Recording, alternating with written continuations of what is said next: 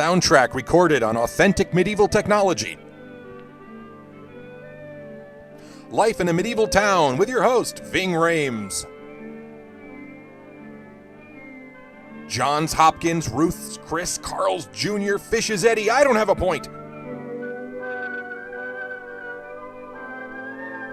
Near the end of the period we call medieval times, the people of Europe were establishing a new pattern of living. A groove, if you will. For many centuries before, they had lived in communities which centered about the great stone castles of noblemen. Ooh, my favorite Lego theme. The castle was the center of a community called a manor. What's the matter with you? Most of the people who lived on the manor were serfs, like the boy Otto. Ooh, a serf and a palindrome. What a life. The serfs raised livestock and crops on the nobleman's land. They also managed the nobleman's social media presence and clout score. They also made their own clothing. So give the kid a break, okay? The serfs took their orders from an overseer called the seneschal, who took his orders from the nobleman. Who took his orders directly from Jesus. The deep moat and sturdy walls of the nobleman's castle safeguarded the serfs in time of danger. So the manor was a world in itself. But this way of life slowly changed as the people of the manor began to venture outside the walls to trade with the people of towns nearby. Like Craigslist, but with slightly less murder. One morning, the seneschal instructed Otto to sell a cow to the town butcher. The seneschal would meet Otto at the shoemaker's shop at midday. Be sure to take the main road, he warned, and no daydreaming. And no Sondheim. There goes a real dummy. Into the woods to sell the cow. Hey, stop that. Otto thought himself very lucky. Only 5 toothaches today. He would have nearly a half day to spend in the town, and there would be much to see. He could buy a hoodie at Ye Old Hot Topic or grab lunch at Burger Monarch. The first sight was the town gate and walls, which were actually the town limits. Hey, don't actually me. Even at this early hour, people were bringing food and supplies to the townsfolk. Sorry, sir, annual pass holders only. Before anyone could pass through, he must identify himself and state his business to the town tax collector. Boo! The town had to be guarded against thieves. But this man was simply a peddler of pottery who would make a good profit selling his wares. For this privilege, there was a tax that the peddler would have to pay. I'm actually tax exempt. This is charity pottery. Yeah. The town and its people lived on trade, and most everyone who passed within its walls must pay a toll of honest money. I like the tax collector's pussy hat. The money collected from those selling their wares was used to support the town government. A close count was kept of the people who passed through. Almost all the necessities of daily living were brought into the town. Like sticks. Goods were searched to see that nothing was smuggled in to avoid paying a toll. Bureaucracy, suspicion, and authoritarianism squashed the most hopeful of souls, and happiness was a forgotten dream. Are you getting all this, kids? Otto paid the toll with a coin the seneschal had given him. For like all serfs, Otto had no money of his own. Fungible or otherwise.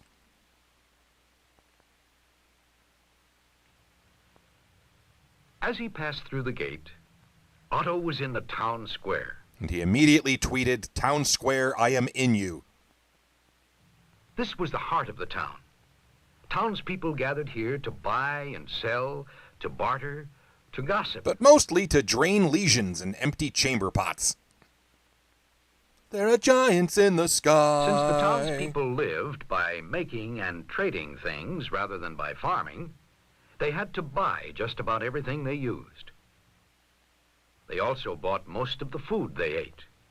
The sausages being sold by this vendor were prepared from meat raised on nearby farms. Eat local, think also local. Besides being used in trade, money also helped to support the good works of churchmen.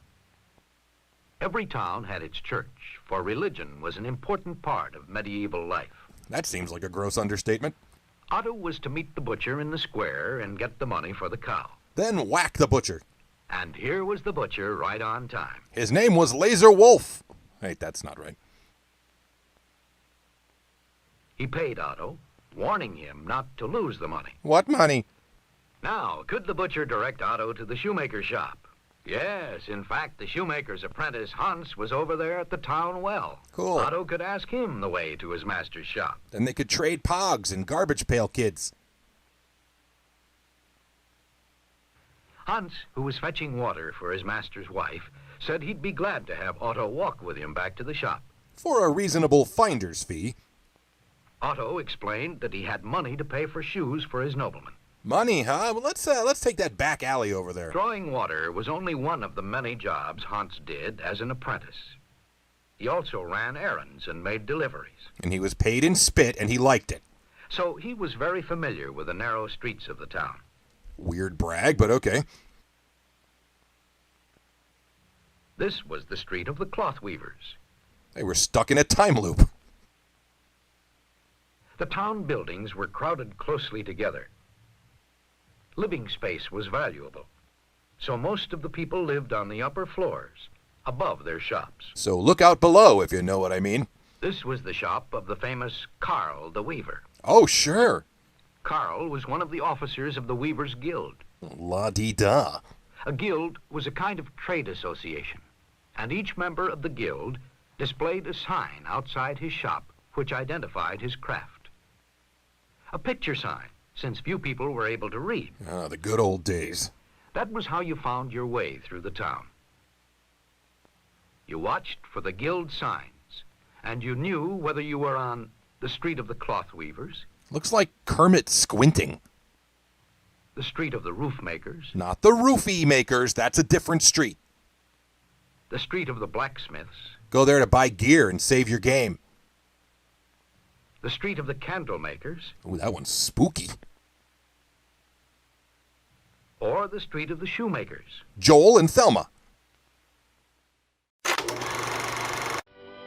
Thank you so much for watching Fun with Shorts. This series is supported by Patreon and patrons like these wonderful people right here. They get early access to new episodes and exclusive episodes every month.